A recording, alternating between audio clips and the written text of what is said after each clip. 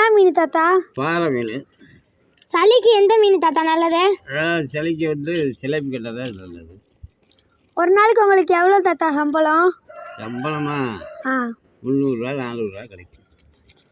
இது மீனெல்லாம் எங்கே தாத்தா போய் பிடிப்பீங்க? மார்க்கெட்டில் வாங்குறத விலைக்கு. மொத்தமாக வீட்டுக்கு போய் பிடிச்சிருவீங்களா தாத்தா? விற்றுருவீங்களா? நீங்களே க்ளீன் பண்ணி தந்துடுற தாத்தா? இதுக்கு எவ்வளோ தாத்தா சார்ஜு? சார்ஜு 180 ரூபாப்பா. உங்களுக்கு அதிகமாக விற்றா எவ்வளோ தாத்தா கிடைக்கும்? அதிகமாக விற்றா அவ்வளோதான், ஒரு 500 600 ரூபா கிடைக்கும். இப்போ எந்த மீன் தாத்தா காஸ்ட்லியாக இருக்கும்?